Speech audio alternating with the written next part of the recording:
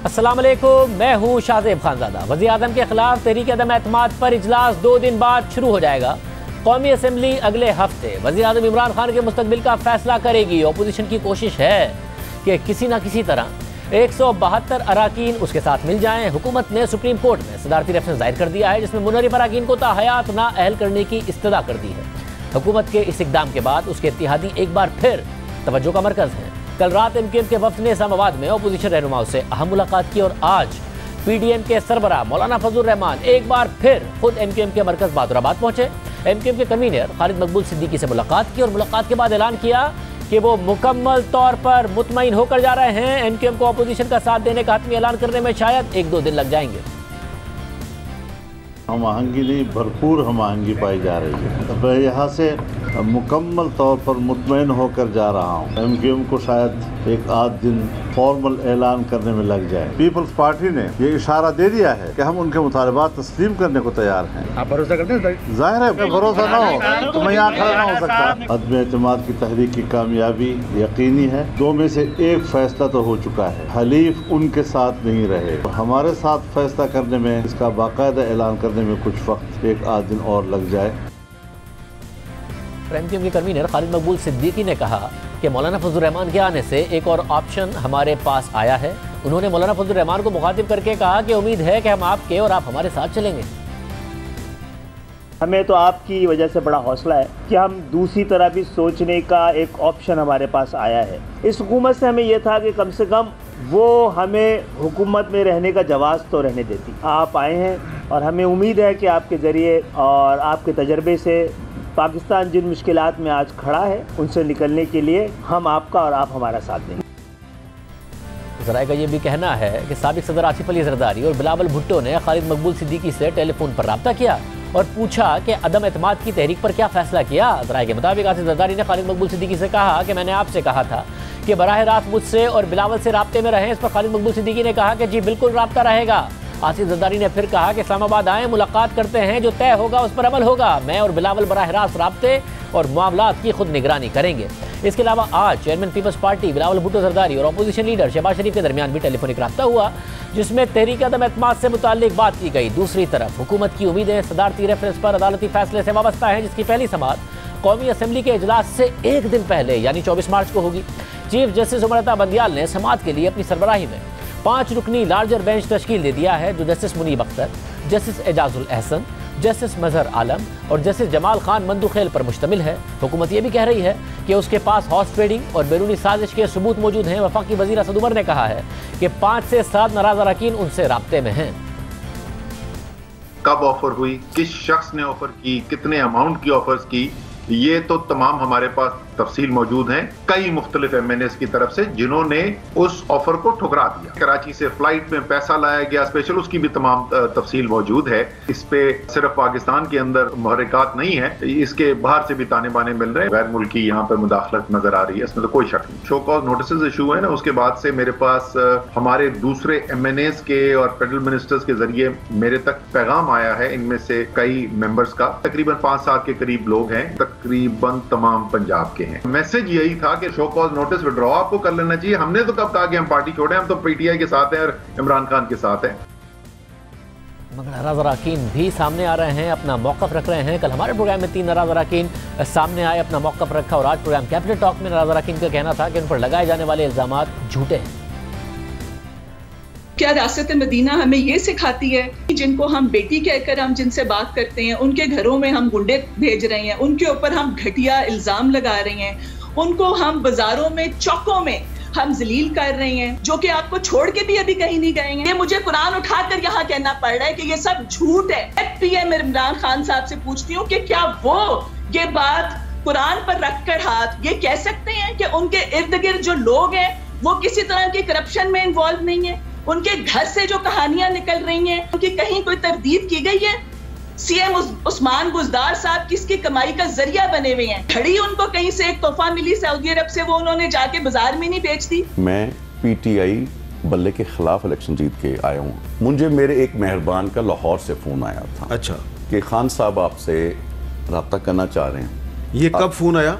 ये आया परसों।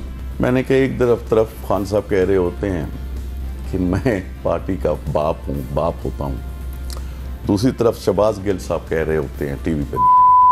जब मैंने खान साहब को छोड़ा था, मैंने खान साहब को जाके मिला था। नैब की आपके खिलाफ इंक्वायरी थी, वो किसने शुरू करवाई? वो खान साहब ने शुरू करी, क्योंकि मैं आज़ाद मिला था उनको। खान साहब ने मुझे कई दफ़ा कहा कि तुम्हारा रवैया बड़ा सख्त है। हुकूमत ने अपने नाराज अरकान पर सुप्रीम कोर्ट में केस के जरिए, रेफरेंस के जरिए एक तलवार लटका दी है कि अगर उन्होंने अदम एतमाद में हिस्सा लिया तो वो ताहयात नाअहल हो सकते हैं। ये इस्तदा की गई है ना, और जो नाराज अरकान हैं वो ये कह रहे हैं कि हम मुस्ताफ़ी हो जाएंगे। कल हमारे प्रोग्राम में अटॉर्नी जनरल खालिद जावेद खान ने कहा कि अगर नाराज हुकूमती MNAs मुस्ताफ़ी हो गए और हुकूमत बजट मंजूर ना करवा सकी तो फिर ख़त्म हो जाएगी। अगर किसी पार्टी के अंदर जो मेंबर्स हैं वो डिसएग्री करते हैं और उनकी मेजॉरिटी ख़त्म करना चाहते हैं, बड़ा सिंपल तरीका है, अपनी सीटों से इस्तीफा दे दें, उनकी मेजॉरिटी ख़त्म हो जाएगी और वो एक माइनॉरिटी गवर्नमेंट होगी। फाइनेंस बिल पे अगर उसका डिफीट हो जाए वो गवर्नमेंट ख़त्म हो जाएगी। यानी हुकूमत अगर अपने अरकान को नाअहल कराती है या वो मुस्ताफ़ी हो जाते हैं तो फिलहाल तो हुकूमत बच जाएगी, मगर फिर भी उसके हुकूमत के सर पर एक तलवार लटकती रहेगी। ऐसे में हुकूमती इत्तेहादियों का किरदार मज़ीद अहम हो गया है और इस वक्त अपोजिशन भी फोकस उन पर कर रही है। हमारे साथ हसन इकबाल साहब मौजूद हैं। हसन इकबाल साहब बहुत शुक्रिया। हसन इकबाल साहब, कल आप लोग मिले जाकर और रात गए मिले जाकर MQM से, आज मौलाना फजल रहमान दूसरी दफ़ा आ गए MQM से मिलने और बहुत ज़्यादा पुरएतमाद हैं कि मामला तय हो गए। क्या आप लोग ये इसीलिए कर रहे हैं कि ये डर है कि MNA कहीं इस डर से कि वो ताहयात ना अहल हो सकते हैं, वो ना अदम एतमाद में शिरकत करें, तो अब आपको इत्तेहादियों की ही ज़रूरत है? शुक्रिया शाहजेब। देखिए, पहली बात मैं ये कहूँगा कि खान साहब ने जो लीगल रेफरेंस सुप्रीम कोर्ट को भेजा है, ये बिल्कुल उसी तरह के टैक्टिक्स हैं जैसे ये फॉरेन फंडिंग केस में 7 साल डिले करते रहे हैं लीगल प्रोसीजर्स के जरिए, या तोशा खाना केस के अंदर ये अपने तोहफे बताने से फरार हासिल करते रहे, कोई ना कोई कानूनी दरख्वास्त दे देते हैं। तो ये दरखास्तों के जरिए अपने अमल को जो इनके सामने खड़ा होता है रोकने की कोशिश करते हैं। हकीकत यह है कि इनके पार्टी के 20 के करीब लोग इनके खिलाफ बगावत कर चुके हैं। वो पब्लिकली कह चुके हैं कि वो इनकी पॉलिसीज को सपोर्ट नहीं करते। इन्होंने PTI के मंशूर से धोखा किया है। इसी तरह इनके जितने इत्तेहादी हैं, इतने दिन हो गए हैं अदम एतमाद तहरीक को जमा हुए, तकरीबन 14 दिन से ज्यादा हो गए हैं। आज तक एक इत्तेहादी ने खुलकर नहीं कहा कि हम इस हुकूमत के साथ खड़े हैं, और हमें उम्मीद है कि इंशाल्लाह तमाम इत्तेहादी बिलाखिर ऑपोजिशन के नो कॉन्फिडेंस के साथ आएंगे। जहां तक ताहयात नाअहली का सवाल है, आइन के अंदर बहुत वाज़ेह तौर पे लिखा हुआ है। देखिए, अगर हम हुकूमत का मौक़िफ़ मान लें, फिर तो इस मुल्क के अंदर वजीर आजम की डिक्टेटरशिप होगी। जिसने एक दफा एतमाद का वोट ले लिया उसको कोई हाथ ही नहीं लगा सकता। फिर तो 95 आर्टिकल आपको डालना पड़ेगा। ये आम नुक्ता है कि अगर एक सादा अक्सरियत वाली हुकूमत आ जाए, जिसे जो कोलिशन गवर्नमेंट ना हो, तो उसको कैसे गिराया जाएगा। मगर अब अहम बात यह है कि अब फैसला तो सुप्रीम कोर्ट ने करना है ना। अगर ये फैसला नहीं आया आपके अदम एतमाद के इजलास से पहले, तो जो लोग हैं नाराज अरकान हैं वो मुस्ताफ़ी तो हो जाएंगे, मगर वो ताहयात आपके लिए नाअहल तो नहीं होंगे ना। तो फिर इसलिए आपको अगर हुकूमत गिरानी है तो उसके लिए तो आपको इत्तेहादी चाहिए। इसमें भी जो मेरी अंडरस्टैंडिंग है, सुप्रीम कोर्ट की ऑब्जर्वेशन थी कि ये जो भी रेफरेंस है इसका इतलाक इस मामले पे नहीं है, ये मुस्तकबिल के हवाले से है कि मुस्तकबिल के लिए वो जो भी पॉलिसी या जो भी इसकी इंटरप्रिटेशन करेंगे। लेकिन मैं समझता हूं कि इसमें बहुत क्रिस्टल क्लियर वाकया है। हुकूमत ने सिर्फ ये एक इबहाम पैदा करने के लिए और जो उससे बागी हुए हैं अरकान, उनको एक नफसियाती दबाव लाने के लिए हरबा इस्तेमाल किया। वरना उन्हें भी मालूम है कि जो कानून की पोजीशन है आर्टिकल में बहुत वाज़ेह लिखी हुई है कि अगर कोई रुकने असेंबली, मैं 18वीं तरमीम की उस कमेटी में था जिसमें यह फ्रेम किया गया है, और हम एक रुकन का हक नहीं ले सकते कि वो आज़ादी के साथ अपना फैसला करे, जैसे कि एक वोटर से हक नहीं लिया जा सकता कि वो आज़ादी से अपना वोट डाले। लेकिन चूंकि हमारा एक पस मंजर था माजी में फ्लोर क्रॉसिंग का या हॉर्स ट्रेडिंग का, तो इसके ऊपर एक कदगन लगा दी गई कि अगर कोई रुकन स्ट्रांगली फील करता है तो वो उसके बाद अपनी सीट छोड़ के इलेक्शन लड़के दोबारा आ जाए, ताकि इसको एक मामूल ना बनाया जाए। लेकिन उसका जो बुनियादी हक है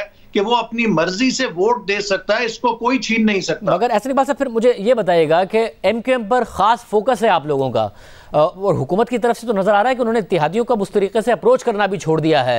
तो काफ लीग मान नहीं रही या मान गई है? कल रात गए आपका जाना एमक्यूएम के पास, फिर आज मौलाना का अचानक आ जाना, फिर खबर आना जरदारी साहब ने और बिलावल भुट्टो ने भी राब्ता किया है। एमक्यूएम मान नहीं रही या मान गई है, और काफ लीग मान नहीं रही या मान गई है? क्या हुआ है?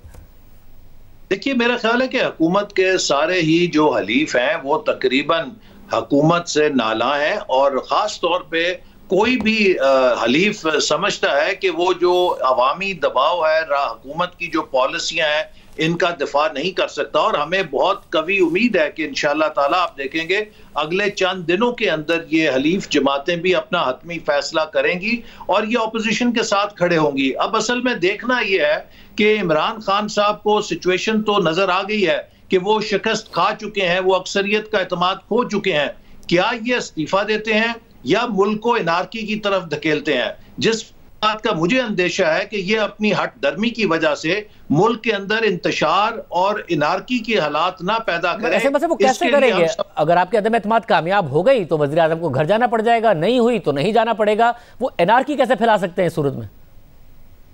देखिए, वो जिस तरीके से अपने हमायतियों को मुश्तिल कर रहे हैं, जिस तरीके से वो लोगों पर अटैक कर रहे हैं, वो चाहते हैं कि इस मुल्क के अंदर इंतशार पैदा हो, फसादात हों, लड़ाइयाँ हों, झगड़े हों।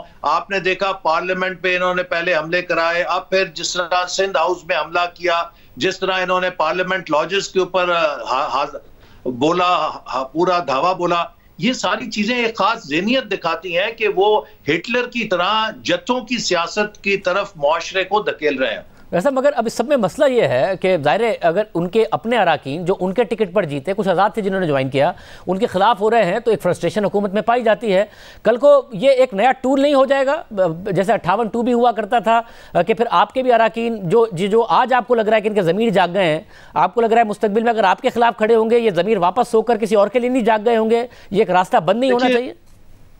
देखिए, इसमें जहां तक मैंने आपको शुरू में कहा कि अगर आप इसको हार्ड एंड फास्ट रूल बनाएंगे तो फिर आप प्राइम मिनिस्टर को एक एम्परर या डिक्टेटर बना देंगे। जो आर्टिकल 95 है आइन का, उसको आपको आइन से निकालना पड़ेगा, उसके खिलाफ अदम एतमाद हो नहीं सकेगी। अदम एतमाद की प्रोविजन इसलिए होती है कि जो अराकीन एतमाद का वोट दें वो उसको विड्रॉ भी कर सकते हैं, इसी से प्राइम मिनिस्टर की अकाउंटेबिलिटी होती है। और इस मामले में जो एक कदगन लगाई गई है वो इसलिए लगाई गई है कि कोई बहुत ही सीरियस जो मगर इसमें एक खतरा ये पैदा हो गया है कि अगर आप इत्तेहादियों को नहीं मना पाए तो ये लोग मुस्ताफी हो गए, तो कुछ दिन बाद बजट आ रहा है, हुकूमत सर्वाइव कर गई तो बजट पास कराना मुश्किल हो जाएगा, उसमें आप मुश्किलात डालेंगे तो पाकिस्तान तो एक अदम इस्तेहकाम की तरफ जा रहा है खुदा न खास्ते सारी की सारी सूरत हाल में।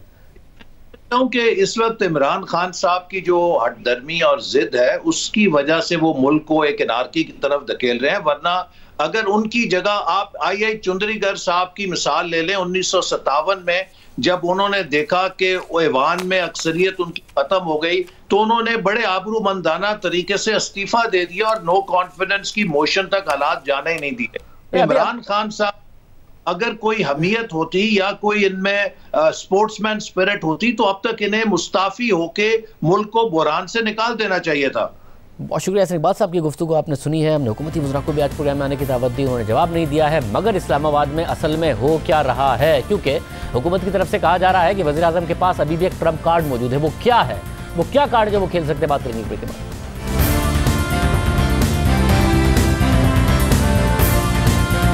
हुकूमत कह रही है कि उनके पास सबूत आ गए हैं, साथ ही उनका यह दावा है कि अरकान वापस राब्ते भी करना शुरू हो गए हैं। ट्रम्प कार्ड का भी दावा किया जा रहा है कि वज़ीर आज़म के पास है जिसे वो खेलेंगे। क्या हो रहा है इस्लामाबाद में? सीनियर साहब तज़कियाकार हामिद मीर साहब और फ़ाद हुसैन साहब हमारे साथ मौजूद हैं। आप दोनों का बहुत शुक्रिया। हामिद मीर साहब, पहले आप बताइएगा, क्या जो हुकूमत की तरफ से ये हिकमत अमली है कि अदालत चली गई और तलवार लटका दी कि ताहयात नाअहली हो सकती है, साथ ही ये कहा कि हमारे पास सबूत आ गए हैं और फिर ये तासुर दे रहे हैं कि पंजाब से बहुत सारे MNAs हैं जिन्होंने पहले ही राब्ता कर लिया है, क्या दुरुस्त कह रही है हुकूमत? शाहजेब भाई, मैंने पिछले 3-4 दिन में हुकूमत के 5-6 वजीरों से मुलाकात हुई, बल्कि मैंने नहीं राब्ता किया, उन्होंने खुद राब्ता किया, उनसे बातचीत हुई। और इसके अलावा कुछ नाराज अरकान जो हैं, कल भी मेरी उनसे बात हुई थी, आज भी मेरी उनसे मुलाकात हुई और ऑपोजिशन के जो मेंबर हैं, लीडर हैं, उनसे तो रोज ही हमारी मुलाकात होती है। इस्लामाबाद में आजकल आपको मैं बताऊं 24 घंटे पॉलिटिकल एक्टिविटी है, रात को सोता कोई नहीं है यहाँ पे, और लोगों की सेहतें खराब हो रही हैं बहुत ज्यादा, क्योंकि बेख्वाबी भी है और फिर 3-3, 4-4 वक्त खाना भी खाया जा रहा है।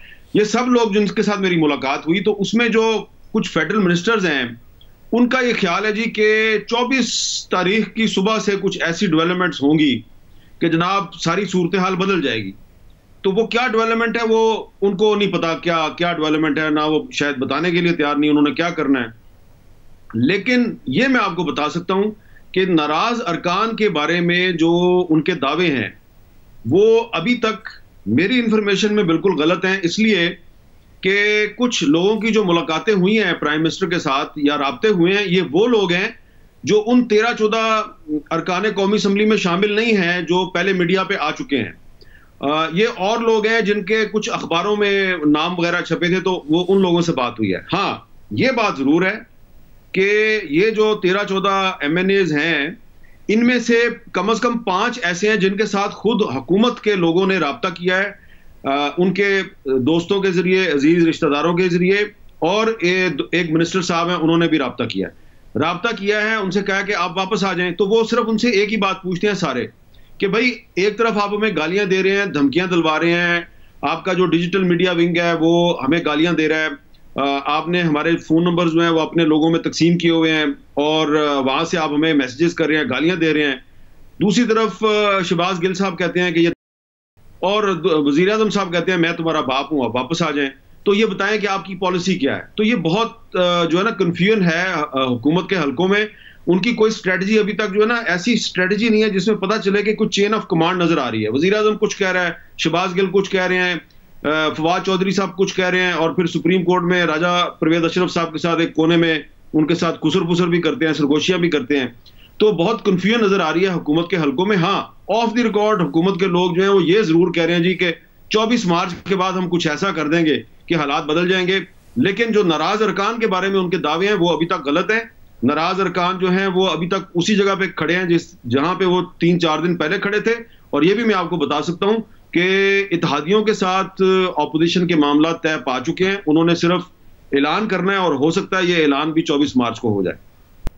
तो फौजी साहब, इसमें जो फोकस है हुकूमत का वो इत्तेहादियों से ज़्यादा अपने नाराज़ अरकान पर है। उन्हें नोटिस भी इशू कर दिए, उनके बारे में ज़ाहिर है बहुत सारे इल्ज़ामात भी लगा दिए, फिर साथ में ये भी कहा कि माफ़ कर दूंगा, आ जाओ वापस, और कह भी रही है कि काफ़ी सारे वापस आना शुरू हो गए हैं, और साथ ही अदालत से भी रुजू कर लिया कि जी ताहयात नाअहली हो सकती है।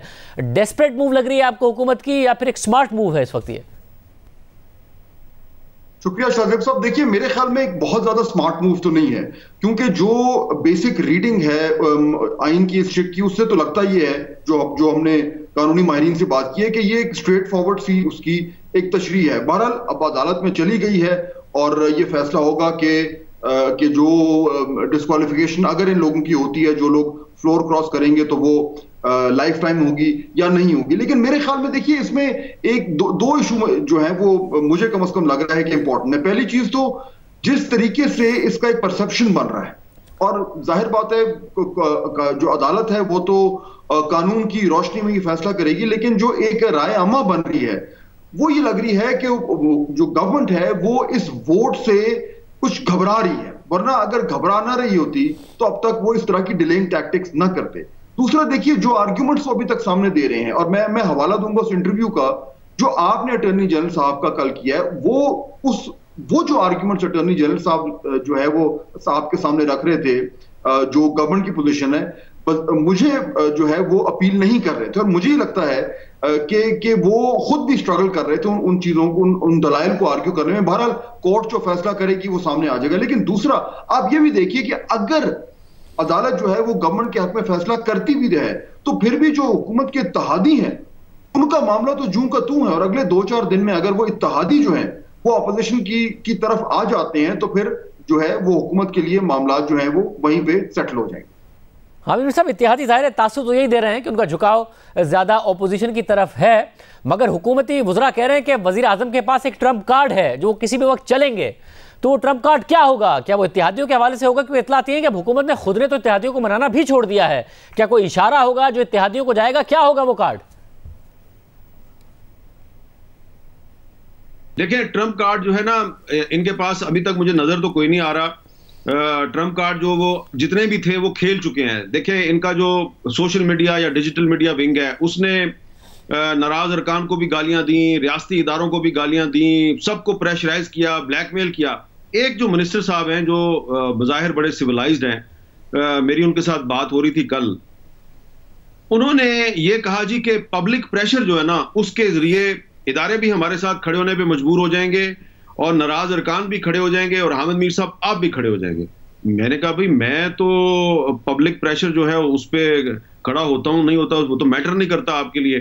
तो उन्होंने कहा नहीं, आप देखिएगा आप भी हमारे साथ खड़े हो जाएंगे।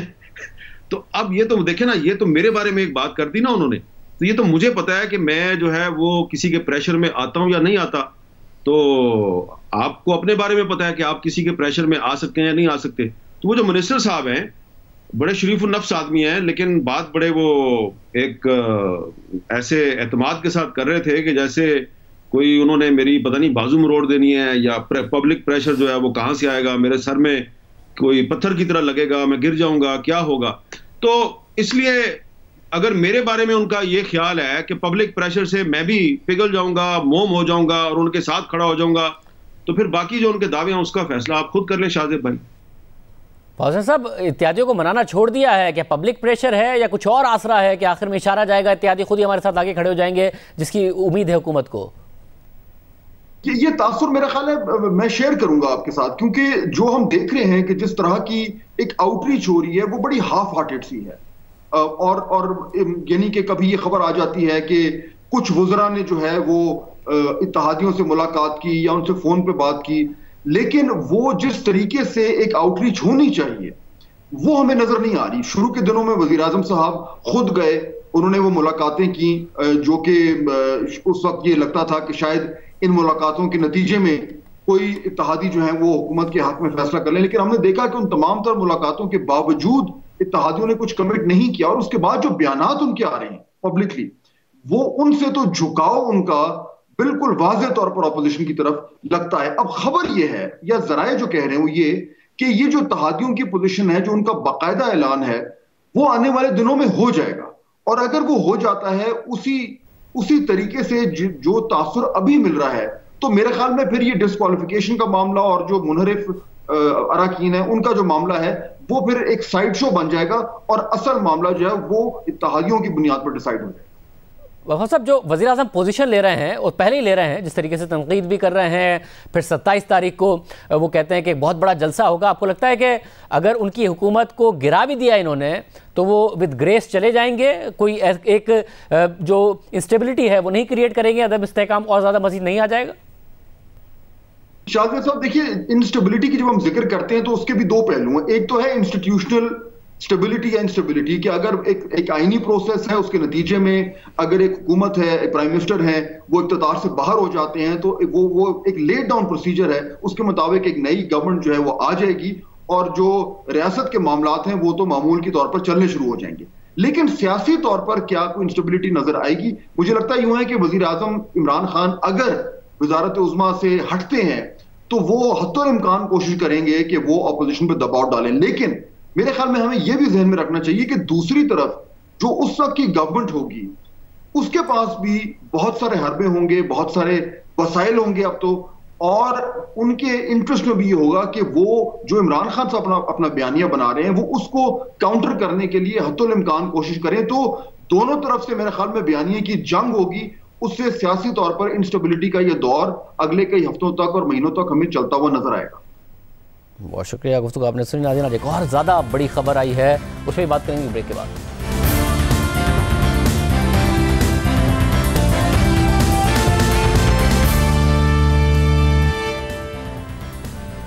जहां हुकूमत को एक तरफ अपोजिशन और अपने अरकान से दबाव का सामना है, तो वहीं दूसरी तरफ इस अहम मौके पर हुकूमत का एहतसाब का बयानिया 3.5 साल में मुकम्मल नाकामी के बाद अब दम तोड़ गया है। पाकिस्तानी अदालतों के फैसले हों या बरतानिया में होने वाली कार्रवाइयाँ, हुकूमत को मुसलसल नाकामी का सामना करना पड़ा।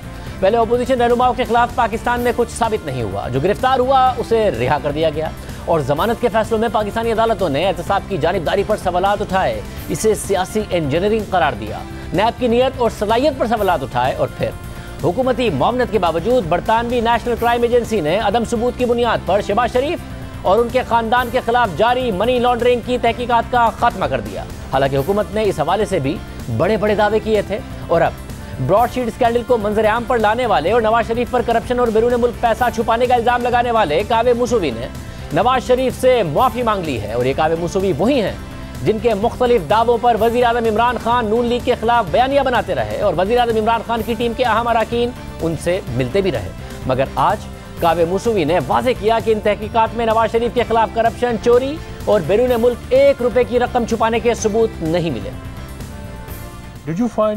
क्या आपको नवाज शरीफ के खिलाफ खुफिया असासों या मुल्क से बाहर लाखों पाउंड्स और डॉलर छुपाए रखने जैसे संगीन इल्जामात के हवाले से कोई शवाहिद मिले? Not 1 rupee. 1 रुपया भी नहीं मिला। हमने कई बार छुपी हुई दौलत का पता लगाया है, मगर साबिक वजीर आज़म नवाज शरीफ और उनके खानदान के किसी भी फर्द के खिलाफ 1 भी रुपया रखने का सबूत नहीं मिला। मुझे नैब की तरफ से साबिक वजीर आज़म नवाज शरीफ के खिलाफ स्कैंडल्स का हिस्सा बनने पर माफ़ी मांगने पर कोई हिचकिचाहट नहीं होगी। कौमी एहतसाब ब्यूरो का इदारा जिसके खिलाफ भी चाहे दंदनाते हुए कार्रवाई कर देता है। ये मुकम्मल फ्रॉड है।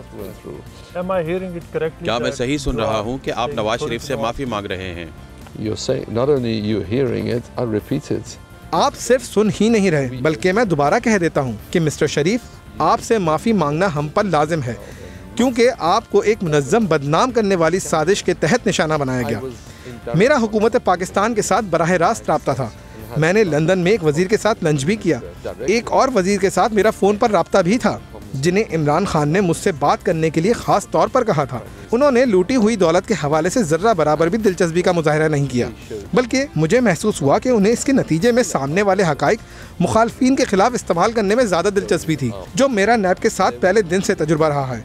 पहले दिन से हमने वाज़े कर दिया था कि हम किसी भी तरह किसी का भी आलाकार नहीं बनेंगे। थोड़े दिनों में वाज़े हो गया कि नैब एक आलाकार के सिवा कुछ भी नहीं, एक नाअहल आलाकार, एक करप्ट आलाकार। आपके सवाल का जवाब ये है कि इमरान खान ने जो वादे किए थे वो पूरे क्यों नहीं हुए? वो पूरे इसलिए नहीं हुए क्योंकि उनकी नीयत ही कुछ और थी। कावे मूसवी के ब्रॉडशीट स्कैंडल का मामला मुशर्रफ दौर से शुरू होता है, जब परवेज मुशर्रफ की हुकूमत ने ब्रॉडशीट से मुआहदा किया, जिसका मकसद सियासतदानों के बैरून मुल्क असासों और पैसों का सुराग लगाना था। और इन सियासतदानों में नवाज शरीफ का नाम प्राइम टारगेट में शामिल था। मगर 2003 में ही हुकूमत पाकिस्तान ने एकतरफा तौर पर ब्रॉडशीट से मुआहदा मनसूख कर दिया और ब्रॉडशीट मुआहदे के तहत जुर्माने की अदायगी के लिए बरतानवी अदालत चली गई।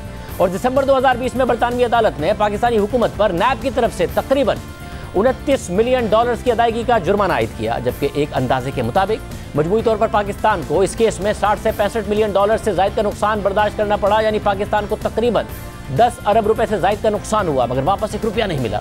और इसी दौरान ब्रॉडशीट कंपनी के सरबराह कावे मूसवी मुसलसल इंटरव्यूज देते रहे, अपोजिशन की सबसे बड़ी जमात मुस्लिम लीग नून पर, शरीफ खानदान पर इल्जामात लगाते रहे, इस हुकूमत पर भी और परवेज मुशर्रफ के दौर में होने वाले एहतसाब पर भी सवाल उठाते रहे। और हुकूमत इस तनाज़े को अपोजिशन के खिलाफ इस्तेमाल भी करती रही। जनवरी 2021 में वज़ीर आज़म इमरान खान ने ब्रॉडशीट के सरबराह के एक दावे का जिक्र किया।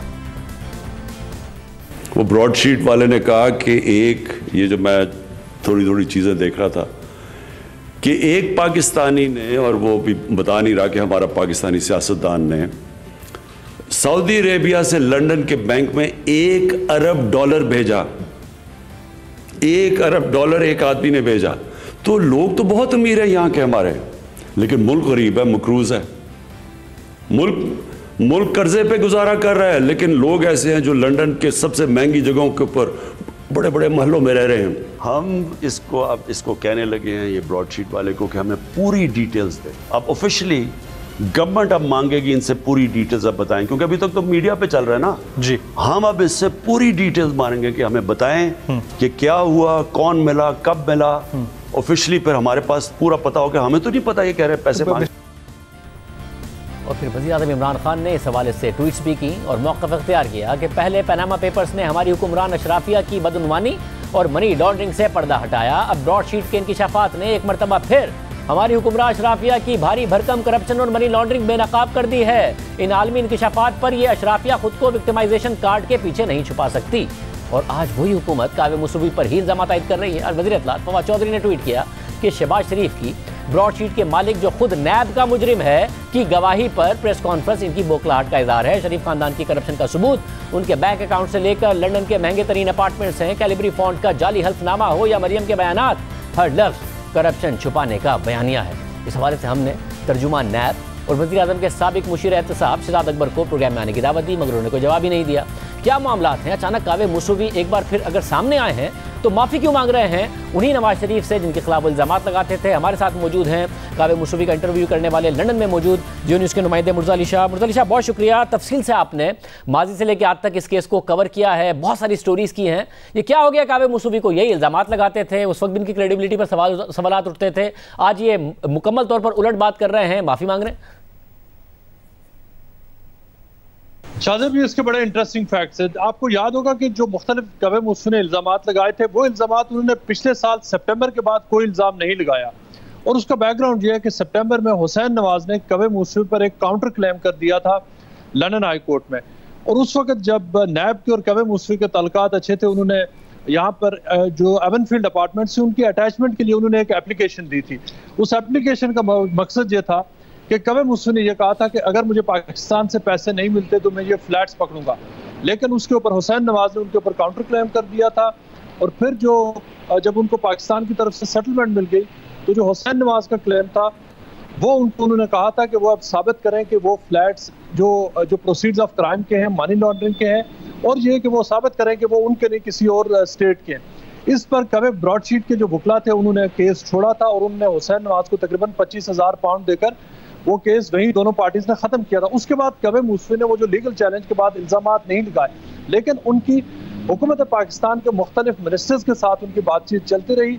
दो उस वक्त के एक शहजाद अकबर के साथ उनकी बातचीत जारी रही, एक और मिनिस्टर है जिनका उन्होंने जिक्र किया, मैंने एविडेंस देखा है, एक सीनियर फेडरल मिनिस्टर है जिनकी कावे मूसवी से स्काइप पर और व्हाट्सएप के जरिए एक्सटेंसिव बातचीत हुई। कावे मूसवी का ये कहना है कि मैंने उनको तकरीबन 11 मुख्तलिफ जो पाकिस्तानी ऐसे लोग हैं जिनके एसेट्स हैं यूके में, उनके हवाले से उनको इन्फॉर्मेशन दी और कहा कि इन लोगों के एसेट्स हैं। लेकिन वो कहते हैं कि जो मिनिस्टर थे वो और जो पाकिस्तानी हुकाम उनसे कहते थे कि उन लोगों को आप छोड़ दें जिनके पास डिटेल्स आपकी हैं। उन्हें वो इंसिस्ट कर रहे थे कि आप नवाज शरीफ, उसकी फैमिली और शहबाज शरीफ की हमें डिटेल्स दें। कावे मूसवी ने जो मुख्तलिफ इस अरसे में मेरी उनसे बातचीत होती रही, उन्होंने ये बताया, उन्होंने अब तो वो ऑन रिकॉर्ड कह चुके हैं कि उन्हें ये रियलाइजेशन हुई कि जो पाकिस्तानी जो इस वक्त अथॉरिटीज़ हैं उनका इंटरेस्ट सिर्फ और सिर्फ नवाज शरीफ और उसकी फैमिली को टारगेट करना है, अकाउंटेबिलिटी और करप्शन को रोकना नहीं है। उनका कहना है कि जब उन्होंने अथॉरिटीज़ को, जो मिनिस्टर है उनको बताया कि नवाज शरीफ और शहबाज शरीफ पर कुछ नहीं मिल रहा, कुछ नहीं मिला उन्हें, और वो उनको कोई गलत इन्फॉर्मेशन नहीं देना चाहते, तो उसके बाद उनका कहना है कि पाकिस्तानी हुकाम से उनकी बातचीत का ब्रेक डाउन हुआ।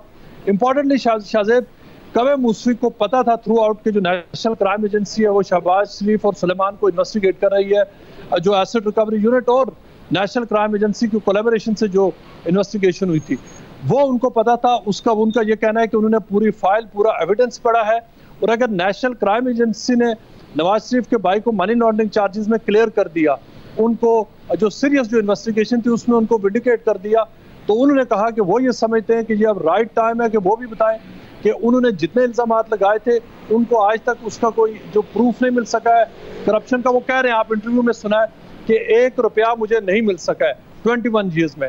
ये वो बुनियाद है जिसके ऊपर कावे मूसवी ने यह कहा है कि वो ये समझते हैं कि ज़रूरी है कि पाकिस्तानी अवाम को बताया जाए कि इन पूरे अरसे में वो पाकिस्तान से तकरीबन 30 मिलियन से ज़्यादा जीत भी चुके हैं, ले भी चुके हैं। पाकिस्तान को टोटल केस कॉस्ट तकरीबन 65 मिलियन तक पड़ चुकी है, लेकिन इसके बाद अब वो ये कह रहे हैं कि इस वक्त मेरा कोई पाकिस्तान से केस भी नहीं है और मैं ये रिकॉर्ड है उसको वो स्ट्रेट करना चाहता हूँ कि नवाज शरीफ के हवाले से ना सिर्फ ये कि करप्शन के कोई सबूत नहीं मिले, बल्कि जितने भी इल्जामात लगे थे जो नैब ने और उन्होंने लगाए थे, उनका ये कहना है कि वो इल्जामात बोगस थे और उनकी कोई फाउंडेशन नहीं थी। खासतौर पर शाहजेब, आपको याद होगा 2018 के इलेक्शन से पहले एक क्लेम आया था कि नवाज शरीफ का $1 बिलियन का कोई अकाउंट है सिंगापुर में, और कहा गया था कि कावे मूसवी को उस अकाउंट को कुछ डिटेल्स पता है। उन्होंने इस इंटरव्यू में जो हमें दिया है ये भी कहा है कि वो सारे इल्जामात बोगस है और ऐसा कोई अकाउंट दुनिया में कहीं एग्जिस्ट नहीं करता। बहुत शुक्रिया, आज के प्रोग्राम में इतना ही, इजाज़त, अल्लाह हाफ़िज़।